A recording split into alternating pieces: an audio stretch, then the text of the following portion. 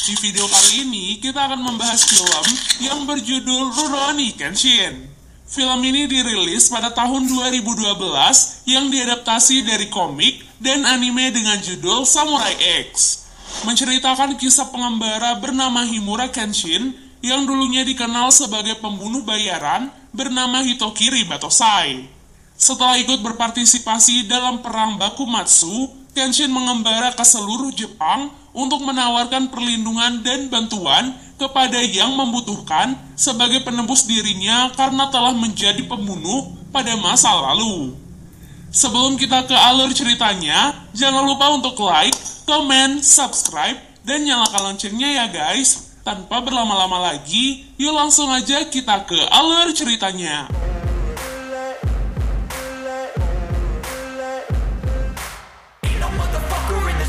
Film diawali dengan diperlihatkan suatu perang yang dikenal dengan nama Boshin. Perang ini melibatkan dua kubu, yaitu kubu Tokugawa melawan pemberontak bernama Isshin Shishi. Salah satu pemimpin dari Tokugawa adalah seseorang bernama Hajime Saito. Hajime Saito terlihat sedang mencari seseorang yang merupakan petarung terkuat di sana, yaitu seseorang yang dikenal dengan nama Hitokiri Batosai. Setelah itu, terlihatlah seseorang pemuda yang tak lain dan tak bukan merupakan Hitokiri Batosai atau pembunuh berdarah dingin. Di sini terlihat mengapa Batosai dianggap sebagai petarung terkuat dan yang paling kejam, di mana ia bisa dengan mudah membunuh beberapa orang sekaligus dengan pedang andalannya. Batosai memiliki sebuah tanda luka di pipinya yang berbentuk seperti huruf X. Tak lama kemudian, salah seorang dari Tokugawa meneriakan kemenangan pada pihaknya. Kemenangan itu pun menjadi awal bagi era baru. Batosai yang mendengar hal itu pun langsung berjalan menjauh dari arena peperangan. Namun ia tiba-tiba dihentikan oleh Saito, di mana Saito masih ingin berduel melawannya. Karena tak akan ada yang benar-benar kalah sampai salah satu dari mereka mati. Namun, Batosai malah menolak untuk berduel sehingga ia pun menancapkan pedangnya yang menandakan bahwa ia lelah dan tak ingin bertarung lagi. Pada malam harinya, terlihat salah satu orang dari ratusan mayat yang ternyata masih hidup. Ia pun menyeret tubuhnya dan memegang sebuah pedang yang tertancap di sana. Pedang tersebut adalah pedang milik Batosai. Sesaat setelah memegang pedang tersebut, ia langsung merasakan kepedihan dari pedang yang telah membunuh begitu banyak jiwa. 10 tahun kemudian, terlihat bahwa Jepang telah hidup dalam kedamaian tanpa adanya peperangan. Saat itu, wilayah Jepang dipimpin oleh seseorang bernama Aritomo Yamagata. Berkat kepemimpinannya itu, Jepang saat itu menjadi lebih berkembang dari sebelumnya. Scene lalu beralih memperlihatkan kediaman seorang saudagar kaya raya bernama Takeda Kanryu. Kanryu sendiri adalah seorang pengusaha obat-obatan yang bernama opium. Di sana juga terlihat begitu banyak bawahan yang salah satunya adalah seorang wanita bernama Megumi. Megumi dan rekan-rekannya dipuji atas bakatnya yang telah membantu mengembangkan opium tersebut menjadi lebih baik. Namun tak diduga, Kanryu ternyata tak ingin rahasia pengembangan opium itu diketahui oleh banyak orang. Sehingga ia pun memerintahkan bawahannya untuk membantai semua rekan Megumi yang berada di luar. Dan dari 2 orang yang tersisa, Kanryu berkata bahwa ia hanya membutuhkan 1 orang saja. Kanryu pun memilih untuk menyelamatkan Megumi. Sementara rekan Megumi pun memilih untuk memberontak dan kabur melalui jendela. Lalu, Kanryu memerintahkan seorang Batosai untuk membunuhnya. Keesokan harinya, pimpinan Shinsengumi pun menemukan dan menyelidiki kasus pembunuhan yang terjadi pada rekan Megumi yang kemarin kabur. Pimpinan Shinsengumi yang sekarang adalah Saito. Saito menemukan pesan bahwa ulah dari pembunuhan itu adalah Batosai. Di sini, Saito telah cukup berpengalaman dengan urusan yang berkaitan dengan Batosai. sehingga ia pun tahu bahwa itu bukanlah ulah dari Batosai yang ia kenal. Di waktu yang sama, terlihat Batosai yang berjalan melihat sebuah pengumuman tentang teror Batosai pada para penduduk. Ia tentu merasa sangat kebingungan karena identitasnya dahulu telah dipakai oleh orang lain. Setelah itu, seorang gadis tiba-tiba menghampirinya dengan sebuah pedang kayu. Gadis itu pun mencurigai dirinya sebagai Batosai dalam pengumuman tersebut. Karena gadis itu melihat bahwa Batosai membawa sebuah pedang. Namun, Batosai pun menjawab bahwa ia hanyalah seorang pengembara, dan pedang yang dibawanya tidak akan bisa membunuh siapapun, karena pedang itu dibuat dengan sisi yang berlawanan, di mana sisi tajam dan tumpulnya berada pada arah yang berbeda dari pedang lainnya. Gadis itu pun akhirnya percaya kepada Batosai. Kemudian, gadis itu pun memperkenalkan dirinya bernama Kaoru Kamiya. Di tempat lainnya, Saito terlihat mendatangi kediaman Kanryu. Saito curiga bahwa Kanryu adalah dalang di balik kasus kematian sebelumnya. Sayangnya, Saito tak memiliki bukti apapun untuk menangkap Kanryu. Setelah itu, Kanryu pun menyadari bahwa Megumi telah kabur dari kediamannya. Tentu saja hal itu membuat Kanryu sangat panik, karena Megumi bisa saja membongkar bisnis ilegal yang sedang ia jalankan. Oleh sebab itu, Kanryu pun mengirim seorang Batosai yang bernama Udo Jin-e. Nah, Jin-e ini adalah orang yang mengambil pedang Batosai pada awal film. Dan sejak saat itulah, ia memakai nama Batosai untuk membunuh orang-orang. Tak diduga, Megumi kabur dan bersembunyi di sebuah markas kepolisian untuk meminta perlindungan. Namun pada malam harinya, si Jin-e malah datang ke markas tersebut dan membantai semua polisi di sana tanpa tersisa satupun. Megumi yang panik pun memutuskan untuk kabur melalui salah satu ruangan. Di waktu yang sama, Kaoru terlihat berada di sekitar markas polisi tersebut. Ia pun sangat terkejut melihat seorang polisi yang terjatuh dan mati dengan luka di sekujur tubuhnya. Setelah itu, ia pun melihat Jin-e yang berjalan dari markas kepolisian. Kaoru langsung menyadari bahwa Jin-e adalah Batosai yang ada di papan pengumuman. Kaoru pun dengan nekat menghentikan Jin-e. Ia lantas marah kepadanya dan mencoba untuk membunuhnya. Beruntung Batosai datang di waktu yang tepat dan menyelamatkan Kaoru. Jin-e pun begitu terkejut melihat Batosai berada di hadapannya. Ia mengetahui fakta itu dari tanda luka berbentuk X yang ada di pipinya. Namun, saat itu Batosai memilih untuk kabur membawa Kaoru. Kaoru pun membawa Batosai ke sebuah dojo yang bernama Kamiya Kashin Ryu. Kaoru pun mulai menjelaskan bahwa dulunya dojo ini memiliki banyak murid. Namun semenjak adanya teror Batosai, kini dojo itu hanya memiliki satu murid saja, yaitu anak lelaki bernama Yahiko. Keesokan harinya, beberapa preman tiba-tiba mendatangi dojo tersebut. Mereka memaksa Kaoru untuk menjual dojo itu dengan harga yang murah.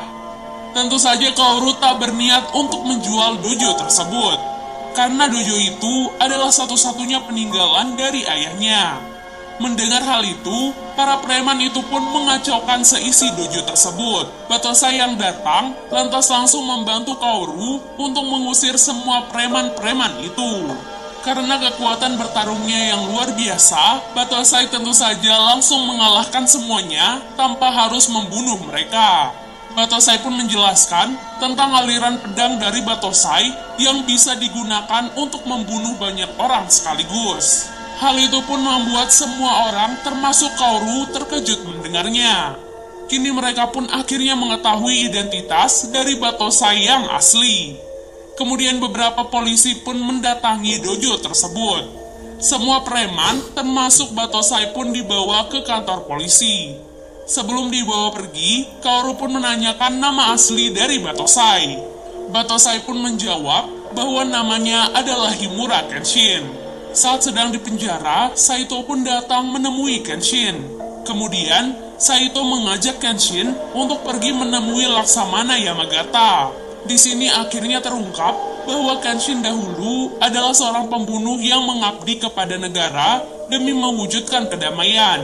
Di sini, Yamagata pun meminta Kenshin untuk menjadi dirinya yang dahulu, di mana Kenshin ditugaskan untuk mencari pelaku dari penyebaran opium dan membunuhnya. Namun, Kenshin malah menolak tawaran tersebut, karena ia telah bersumpah untuk tidak membunuh siapapun lagi dengan tangannya. Bahkan pedangnya sekarang juga didesain agar ia tak bisa membunuh siapapun. Yamagata yang mendengar hal itu pun mencoba untuk menghormati keputusan Kenshin. Kenshin pun akhirnya dibebaskan dari penjara. Di luar penjara, Kenshin ternyata telah ditunggu oleh Kaoru. Namun Kenshin terlihat menghindari Kaoru karena ia memiliki masa lalu yang kelam. Kaoru pun mencoba untuk tetap membujuknya agar ia datang ke dojo miliknya. Karena Kaoru tahu bahwa Kenshin tak memiliki tempat tinggal sama sekali. Bahkan Kaoru berkata bahwa ia tak peduli sama sekali dengan masa lalunya. Sesampainya di dojo, Kaoru langsung mengenalkan Kenshin kepada Yahiko, di mana Kenshin mulai sekarang akan tinggal bersama mereka. Pada saat yang sama, Yahiko pun mengenalkan Megumi kepada mereka. Tak diduga, saat kabur dari markas kepolisian, Megumi ternyata diselamatkan oleh Yahiko dan dibawa ke dojo. Pada malam harinya, Kaoru, Yahiko, Megumi, dan Kenshin pun makan malam bersama di sebuah tempat makan. Tak diduga saat itu, Kanryu dan para anak buahnya juga datang ke tempat tersebut. Melihat Kanryu yang datang, Megumi tentu saja langsung bersembunyi. Namun, Kanryu ternyata datang mendekati mereka dan meminta Kenshin untuk menjadi pengawalnya. Kanryu bahkan siap memberikan uang yang sangat banyak untuk Kenshin. Namun Kenshin tetap menolak tawaran tersebut. Di waktu yang sama pula, seorang pria tiba-tiba datang. Ia adalah Sagara Sanosuke, di mana Sagara menawarkan dirinya untuk menjadi pengawal Kanryu. Ia akan membuktikan kemampuannya dengan menantang Kenshin untuk duel 1 lawan 1. Kenshin pun menerima tantangan tersebut. Terlihat bahwa di dalam pertarungan itu, Kenshin hanya menghindari setiap serangan dari Sagara. Sagara pun malah kelelahan sendiri karena semua serangannya tak ada yang berhasil. Sagara pun memutuskan untuk menyudahi pertandingan tersebut. Keesokan harinya, Saito kembali mendapatkan kasus pembantaian pada beberapa polisi dan preman yang mengacau di dojo sebelumnya. Tentu saja dalang dari pembantaian itu adalah Jin'ei. Sesaat, Kenshin pun mengingat kembali masa lalunya saat ia mendapatkan luka di pipinya, di mana luka itu ia dapatkan dari seorang samurai yang gigih melawannya dan dari istri samurai tersebut. Nah, sejak itulah ia pun merenungi perbuatannya tersebut. Beberapa hari kemudian, para warga tiba-tiba terserang penyakit aneh secara bersamaan. Mereka pun membawa keluarganya ke dojo untuk meminta pertolongan pada Kaoru. Megumi yang memiliki latar belakang medis mencoba untuk memberikan pertolongan kepada para warga. Yap, Kanryu adalah dalang dari penyakit aneh ini. Setelah selesai memberikan pertolongan, Kenshin pun menanyakan identitas sebenarnya dari Megumi. Megumi mengaku bahwa ia datang dari keluarga yang berlatar belakang kedokteran. Namun saat ini, semua keluarganya telah mati terbunuh. Ia pun terpaksa bekerja kepada Kanryu agar bisa selamat. Pada malam harinya, Kenshin pun memikirkan perbuatan dari Kanryu. Akhirnya, Kenshin pun memutuskan untuk mendatangi kediaman Kanryu dan memberinya sedikit pelajaran. Tak disangka, Kenshin bertemu dengan Sagara yang juga akan membantunya. Sebelum pergi, mereka mendapatkan kabar dari Kaoru bahwa Megumi telah pergi dari dojo. Tak diduga, Megumi ternyata mendatangi kediaman Kanryu.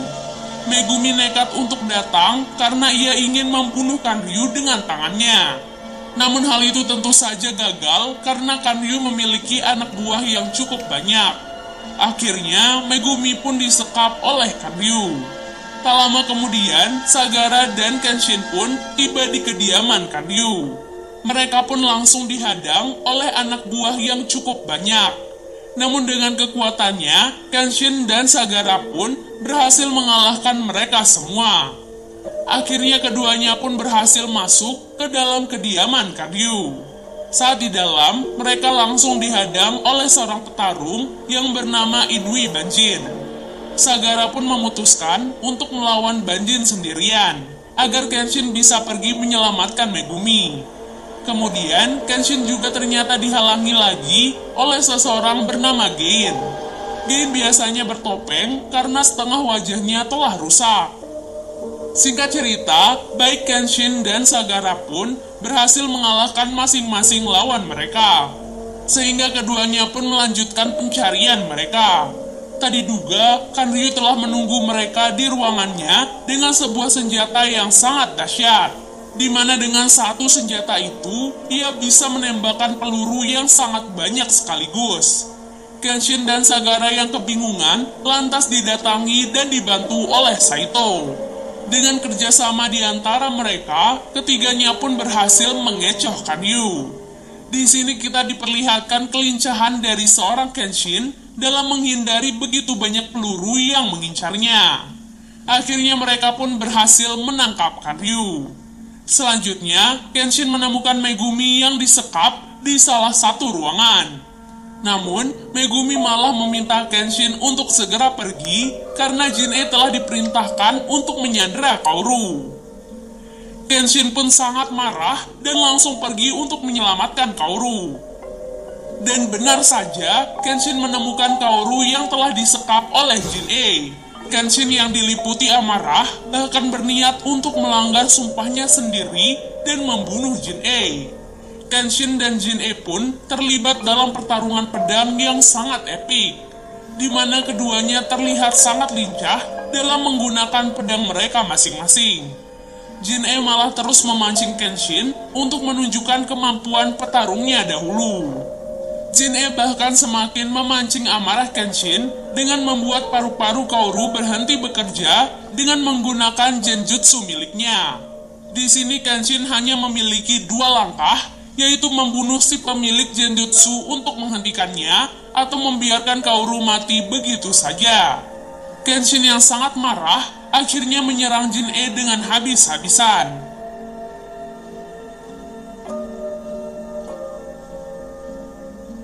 Sampai saat ia akan membunuh Jin-e, Kaoru lantas menghentikannya. Hal itu lantas membuat Jin-e memiliki kesempatan lagi untuk menyerang. Namun secara tak terduga, serangan itu malah mengenai dirinya sendiri. Kenshin pun akhirnya berhasil menyelamatkan Kaoru dan membawanya kembali ke dojo. Film diakhiri dengan kehidupan Kenshin di dojo bersama dengan yang lainnya. Di sini, Kenshin pun tetap memegang sumpahnya untuk tidak membunuh siapapun lagi. Dan film pun selesai. Buat kalian yang suka sama film ini punya beberapa part selanjutnya loh. Gimana? Kalian mau nggak kalau Mimin bahas alur cerita part selanjutnya? Kalau kalian setuju, langsung aja komen sebanyak-banyaknya ya guys. Terima kasih banyak sudah menonton. Sampai jumpa. Bye!